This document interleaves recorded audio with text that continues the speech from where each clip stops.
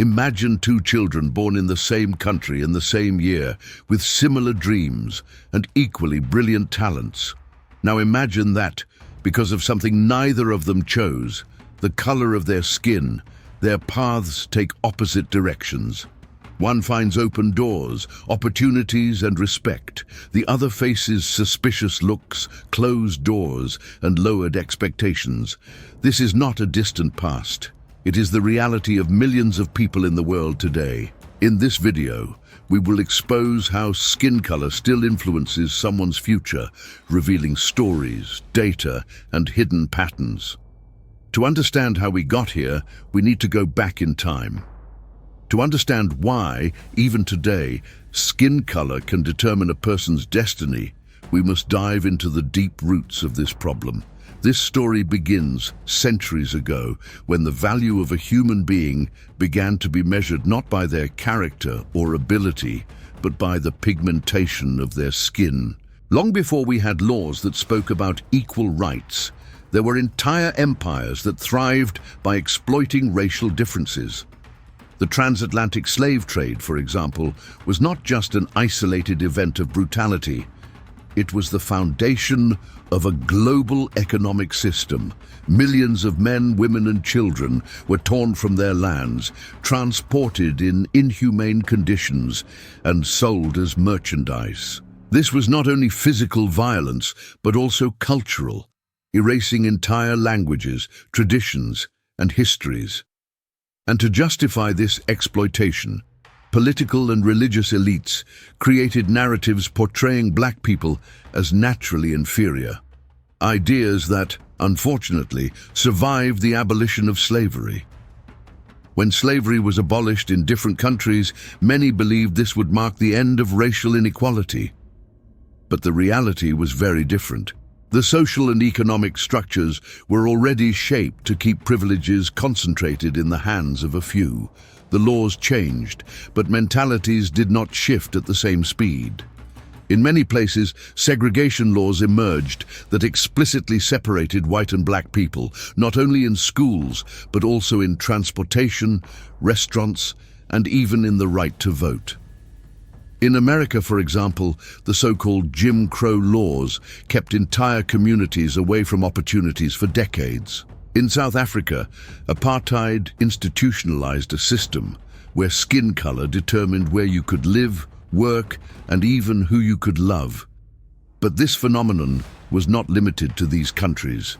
In different forms and intensities, it existed on practically every continent, always with the same logic: the lighter the skin, the greater the chances of rising socially. And we cannot forget the psychological impact of this. Over generations, entire families grew up hearing that their place in society was limited. This created not only material disadvantage, but also an internal barrier, where many came to believe they were not worthy of certain positions. This invisible conditioning still echoes today. What is most alarming is that even when segregation laws fell, the systems that benefited one group over another remained. Discrimination became more subtle, harder to identify, and therefore more dangerous. Now it manifests in hiring decisions, in suspicious glances, in harmless jokes, and in the lack of representation in spaces of power. There is also a little talked about detail, so-called colorism. This term describes the preference for lighter skin tones within the black community itself and in other minorities. It is a direct remnant of the colonial period, when lighter-skinned people, often descendants of forced relations between colonizers and enslaved women, received more privileges than others. This internal division weakened the collective fight against racism, and to this day influences beauty standards and opportunities. If we look at historical records, we will see that the racial hierarchy was strategically built. It was not just spontaneous prejudice. It was a political and economic tool to maintain power, and this strategy was so well executed that even centuries later, we still reap its bitter fruits. But perhaps the most important point is understanding that history is not just something that happened in the past. It lives on in the neighborhoods where certain communities were pushed away from economic centers, in underfunded schools, in the wage gap between people with the same level of qualification, and in the scarce presence of black leaders in prominent positions. For some people, this connection between past and present seems exaggerated. After all, everyone has opportunities today. You just have to work hard, they say. But this statement ignores the unequal starting line. It is like starting a race where some are meters ahead and others, with their feet tied, must not only run but first free themselves from the shackles they inherited. The historical root of the problem is not only about racism in the literal sense, but about the way society was structured to perpetuate advantages for some and disadvantages for others. Until this structure is recognized, it will be impossible to dismantle it. And here we enter one of the most sensitive areas, the job market. After all, this is where the impact of this history becomes most tangible. Salaries, promotions, hiring and firing, all of this can still be influenced today by something as superficial as skin color. And to understand how this influence manifests in a silent and often invisible way, we need to open our eyes to data and stories that most people prefer to ignore. When we talk about the job market, many imagine a meritocratic space where competence and effort are the main factors in achieving success. However, the reality is that for millions of people, the resume is not the only document being evaluated. Skin color, even in a veiled way, continues to be a silent filter capable of opening or closing doors before an interview even takes place. Studies in several countries show that candidates with names associated with racial minorities receive fewer interview invitations, even when they have qualifications identical to those of white candidates. In some cases, researchers sent fictitious resumes to companies, changing only the name and the photo. The result was clear. Profiles with an appearance or identification considered black or mixed race received significantly fewer callbacks. This is no coincidence. It is the modern-scale reproduction of an old prejudice. In corporate day-to-day life, the invisible weight manifests in subtle ways. It might be the absence of a promotion despite years of exemplary performance. It might be the choice of who represents the company at external events, where the appropriate image is still associated with certain physical traits. It might even be the difference in treatment between colleagues performing the same role. And since prejudice rarely appears explicitly, those who suffer from it often have no concrete proof. Only the constant feeling that they need to work twice as hard to be recognized. This inequality is also reflected in areas of work. In leadership positions, executive boards and company presidencies, the presence of black or darker-skinned people is minimal. In many sectors, especially those with higher prestige and pay, representation is so low that it becomes the exception rather than the rule.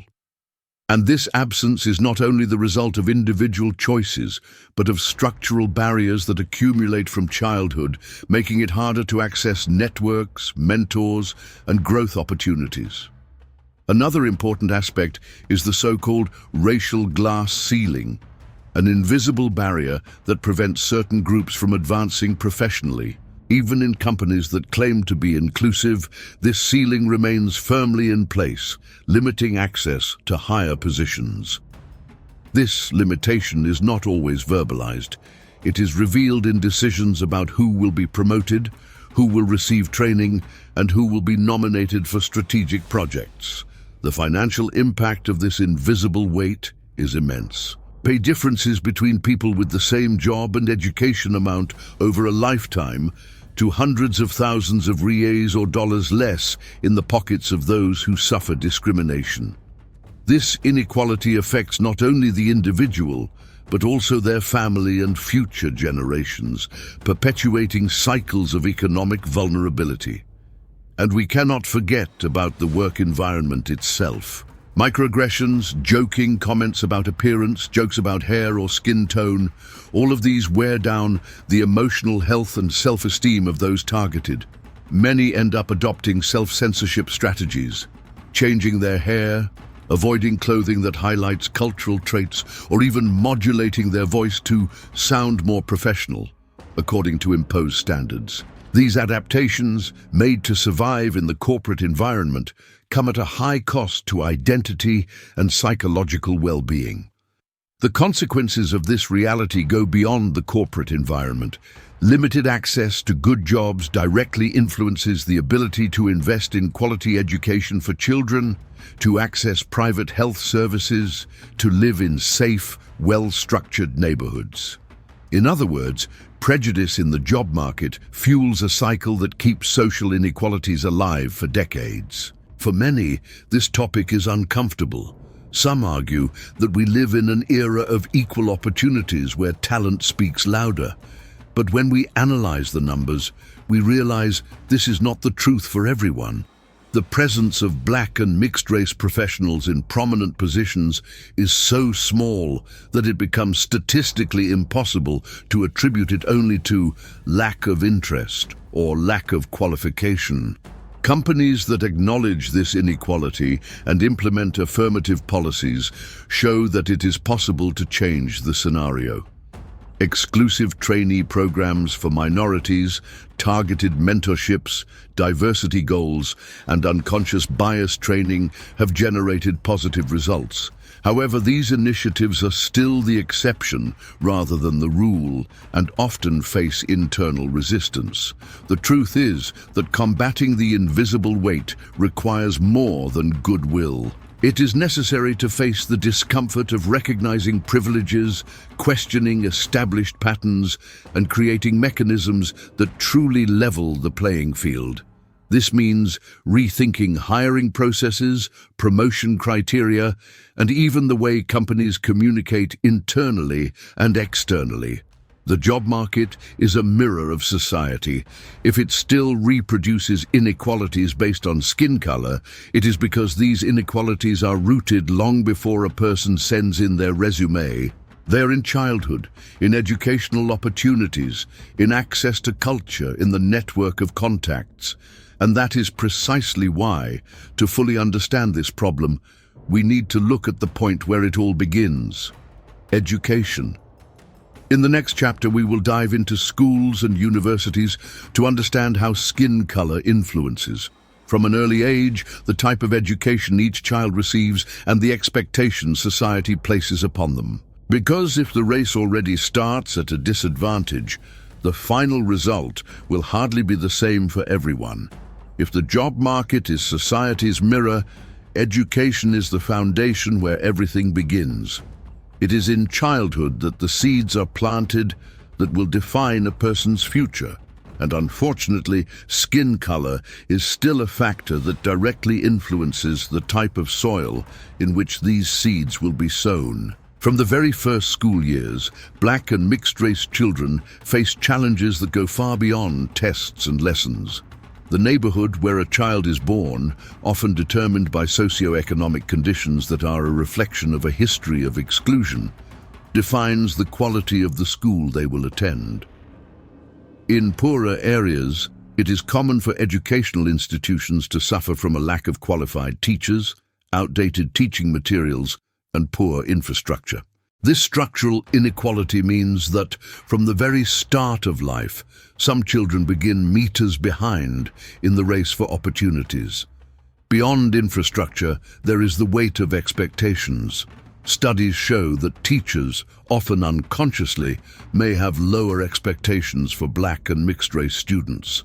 This translates into less encouragement, less stimulation, and, in some cases, even less patience in the face of mistakes or difficulties. This subtle but constant perception can affect a student's self-confidence and shape the way they view their own abilities. Inside the classroom, prejudice also manifests in episodes of discrimination among peers.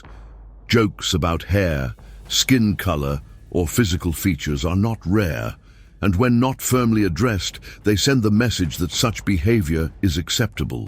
The psychological impact of this is profound. The child begins to internalize the idea that there is something wrong with them, something that must be changed in order to be accepted. In high school, this inequality deepens.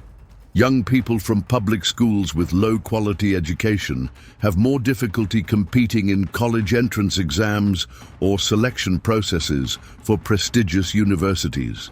And even when they succeed in entering, they face additional barriers, such as adapting to an academic environment that often was not designed to embrace racial diversity. The sense of not belonging is real and, for some, suffocating. Universities, although spaces of knowledge and progress, also reflect the problem. The lack of black professors, the absence of content that values African and Afro-Brazilian history and culture, and the subtle forms of social exclusion on campus reinforce the message that certain spaces are still not for everyone. Affirmative policies, such as racial quotas, have been an important step toward correcting part of this inequality. They do not completely solve the problem, but they function as a bridge to allow more black and mixed-race youth to reach high-level educational spaces. However, these policies still face resistance and prejudice, constantly questioned by those who ignore the historical weight of accumulated disadvantages. Another crucial point is access to technology and extracurricular resources.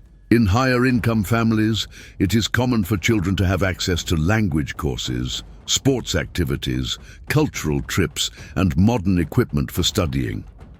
In lower-income families, which in the majority are composed of black and mixed-race people, there is often not even a quiet space for reading or a computer with quality internet. This access gap directly affects preparation for future opportunities.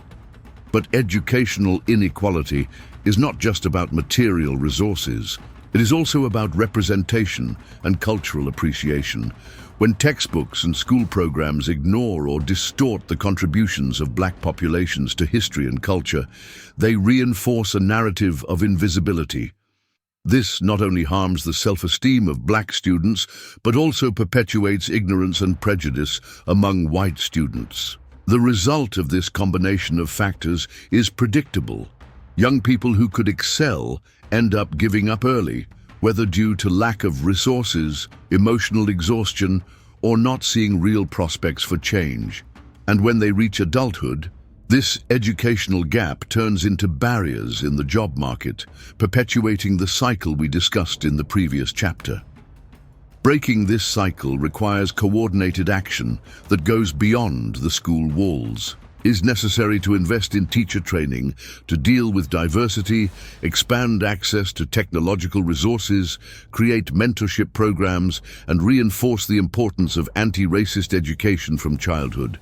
It is also essential to involve families, ensuring that parents and guardians have tools to support their children's education and combat prejudice in daily life. Education has transformative power, but for it to be truly fair, it must offer the same starting conditions for everyone. As long as there are children whose educational destiny is defined by the zip code where they were born, and indirectly by the color of their skin, we will continue to live in a society where opportunities are a privilege, not a right. In the next chapter, we will explore a different but equally powerful territory: aesthetics and the media. Because if, in school, a child learns about themselves and the world, it is in the media where they see or fail to see reflections that shape their self-esteem and aspirations. And when skin color is portrayed unequally in these spaces, the impact spreads far beyond the screens. If school shapes the way a child thinks about themselves and the world, aesthetics and the media shape how they see themselves reflected or invisible before society. The way skin color is represented or distorted in these spaces has a deep and lasting impact on self-esteem, the perception of worth, and the opportunities a person believes they can achieve. For decades, the beauty, fashion, and entertainment industries have built and reinforced an aesthetic standard centered on Eurocentric traits: light skin, straight hair, a narrow nose, light-colored eyes. Anything outside of that mold was treated as exotic or alternative, never as the norm. This standard not only excluded millions of darker-skinned people, but also generated an entire market of products and procedures aimed at bringing appearances closer to an unattainable ideal. The concept of colorism fits here clearly. Even within black and mixed-race communities, lighter skin tones often receive more visibility, more opportunities in advertising campaigns, and more relevant roles in soap operas and films. This internal hierarchy reinforces the silent message that the closer one is to the white standard, the more accepted and valued they will be. On television and in film, the problem appears both in the lack of representation and in the stereotypical ways black people are portrayed. For a long time, black characters were reduced to secondary roles, villains, servants, or caricatures. When they became protagonists, their stories often revolved exclusively around suffering or overcoming poverty, as if the black experience could be summed up in that alone. Advertising also plays a central role in this scenario. Commercials for high-value products rarely feature black people in contexts of luxury or success. When they do appear, they are often in sports, music, or comedic roles, reinforcing stereotypes. This absence of positive and diverse images creates a gap in the way black children and teenagers imagine themselves in the future. After all, it is difficult to aspire to what you never see. On social media, while there has been progress in the diversity of influencers and content creators, the algorithm often favors content aligned with the dominant aesthetic standard.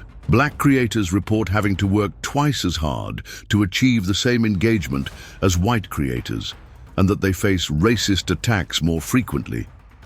The pressure to lighten photos, straighten hair, or soften features in posted images is a direct reflection of the search for digital acceptance. But perhaps the most devastating impact is on self-esteem. When, from an early age, a child grows up consuming content where people like them are invisible or portrayed negatively, they internalize the idea that something is wrong with their appearance. This translates into insecurity, attempts to alter natural features, and in some cases, rejection of their own racial identity. On the other hand, when there is positive representation, the effect is transformative. Well-developed black characters, protagonists of their own stories, successful professionals in different fields, and advertising campaigns that celebrate diversity have a profound impact on the collective imagination. They say, silently but powerfully, "You can be here too. You belong here too." That is why inclusion initiatives in the media and beauty industry are not just a matter of marketing but of social justice. Breaking decades of exclusion requires investment, commitment, and the willingness to challenge standards that have always been considered natural. This includes hiring more black professionals, not only in front of the cameras, but also in directing, production, and narrative creation. Aesthetics and the media shape not only how people see themselves, but also how they are seen. And this perception directly influences real opportunities, from an invitation to a job interview to being approached on the street, from a business partnership offer to a judicial decision. As superficial as it may seem, an image tells silent stories that have a concrete impact on lives. In the next chapter, we will dive into a field where this perception can mean the difference between freedom and prison, between justice and injustice, the security and criminal justice system. Because when skin color becomes a factor in how the law is applied, we are facing a problem that goes beyond the realm of opinion and touches the core of citizenship and human rights. When we talk about aesthetics and the media, we see how image influences how we are perceived. In the justice and security system, that perception can determine not only opportunities, but also freedom, dignity, and, in extreme cases, life itself. Skin color, even today, plays a decisive role in how a person is treated by law enforcement, the courts, and the prison system. International studies reveal that black or darker-skinned people are far more likely to be stopped and searched by police, even without clear evidence of suspicious behavior. In some countries, the rate of police stops for black youth is several times higher than that for white youth, regardless of the neighborhood in which they live. This disproportionate surveillance is not the result of chance, but of a set of deeply rooted racial stereotypes that associate skin color with criminality. The problem worsens when we look inside the courts. Research shows that, for similar crimes, black people receive longer and harsher sentences than white people. This disparity also appears in the granting of parole, in bail amounts, and even in decisions to accept or reject a plea deal. In many cases, the decisive factor is not the severity of the crime, but the subjective perception of judges, prosecutors, and jurors influenced, consciously or unconsciously, by racial biases. Prisons, in turn, reflect this inequality. The overrepresentation of black and mixed-race people in the prison system is a clear symptom that the system does not operate equally. This creates a vicious cycle. Entire communities end up being marked by criminal records, making it harder to access employment, education, and opportunities for social reintegration, which increases the chances of recidivism. It is also important to highlight the psychological impact of this scenario. Living under constant suspicion, being the target of distrustful looks or unjustified police stops, creates a state of permanent alert. This emotional strain not only affects mental health, but also limits freedom of movement and expression. Many young black people report avoiding certain places or adjusting their behavior in public to avoid looking suspicious, a precaution that, ironically, is rarely necessary for young white people. In the field of public safety, there is also the issue of lethal violence. In several countries, statistics show that black people are more likely to be killed in police actions than white people. These deaths, often justified as resisting arrest or confrontations, are frequently not thoroughly investigated, perpetuating a cycle of impunity. The implicit message this sends is devastating. Certain lives are worth less than others. The media, which could act as a watchdog over the system, often reinforces harmful stereotypes. News reports about crimes tend to highlight the race and appearance of black suspects, while rarely doing the same when the suspect is white. Photos of black defendants often show unfavorable moments, such as arrests, while white defendants are given neutral or even family images.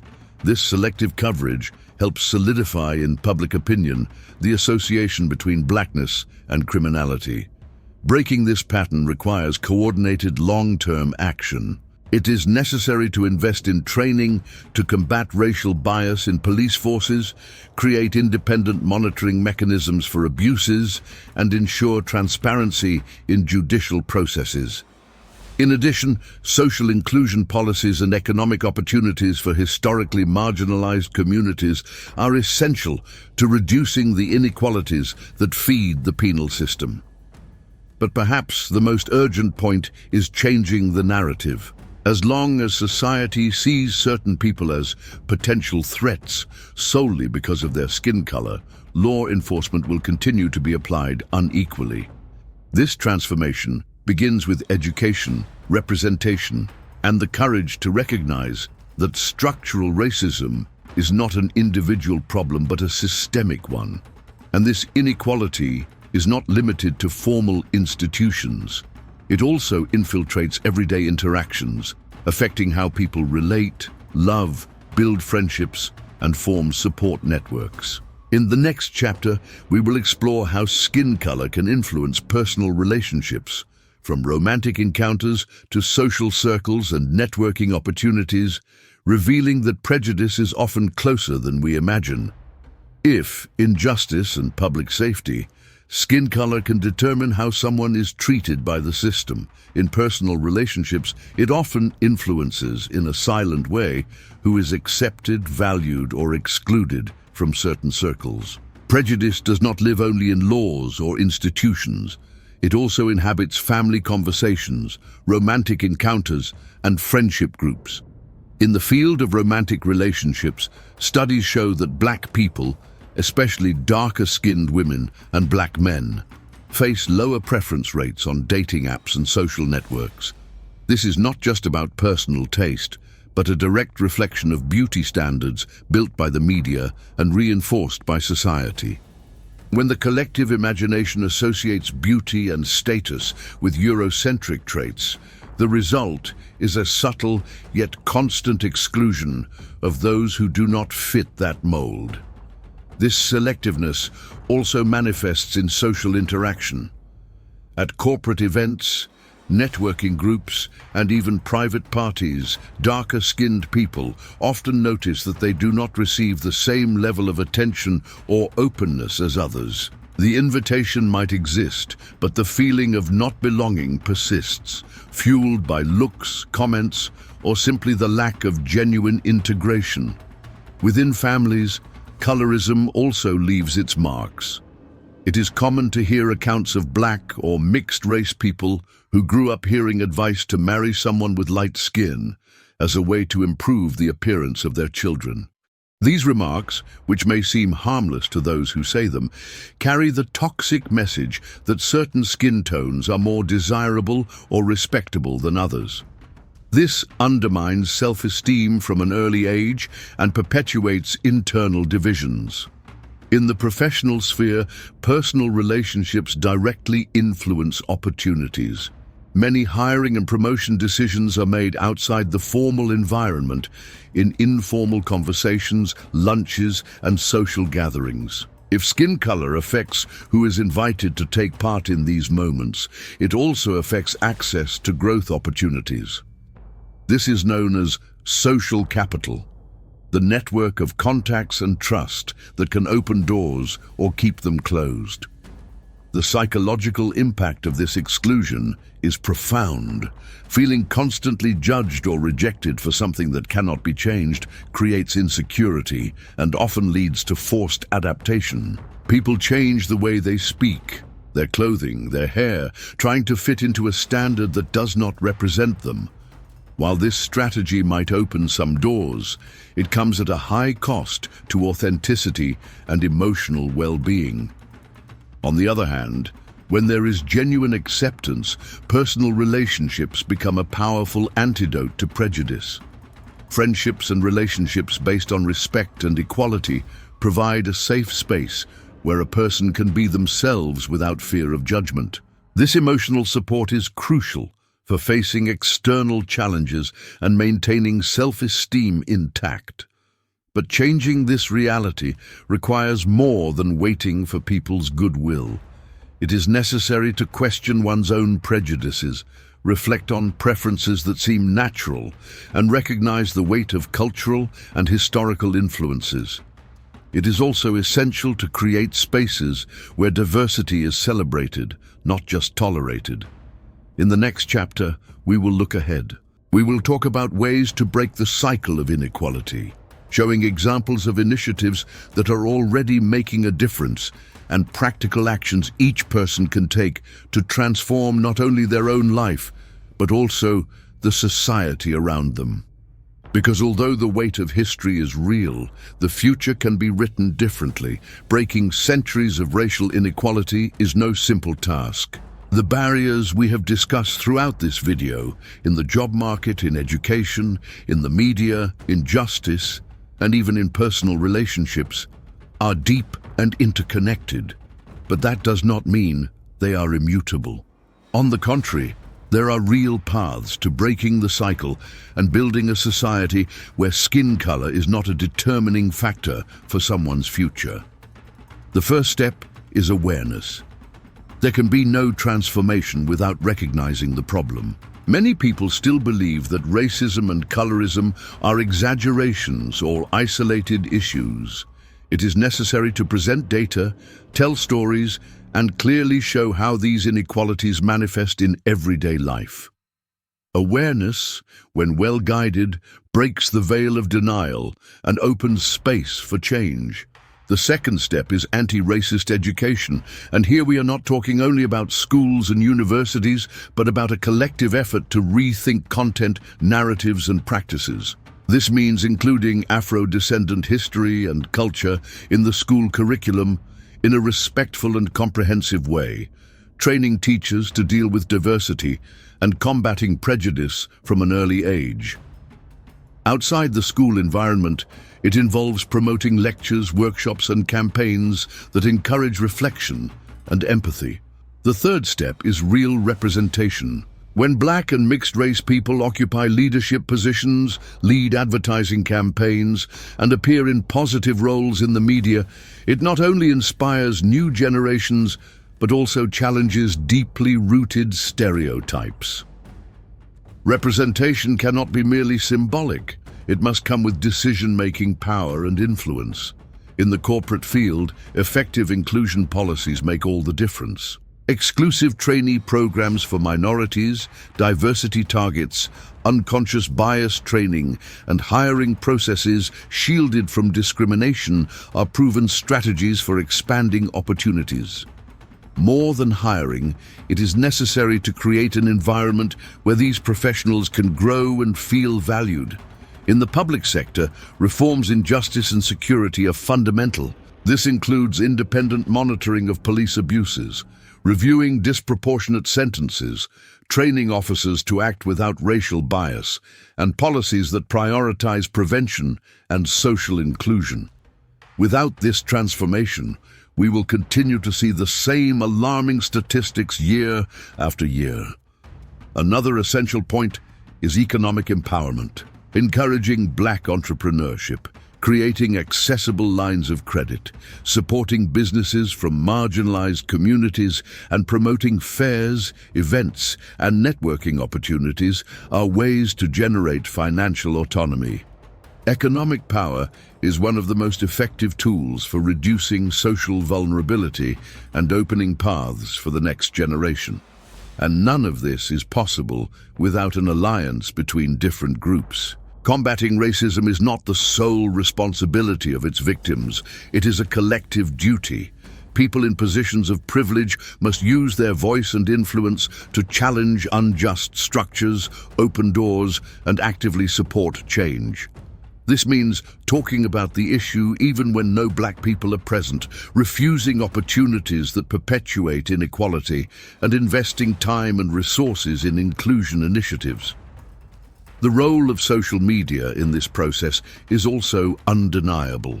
Digital platforms have the power to give visibility to stories, connect people, and put pressure on institutions. But for this to work, we must go beyond hashtags. Financially supporting Black content creators, sharing the work of Black artists and entrepreneurs, and participating in concrete campaigns transform virtual engagement into real impact.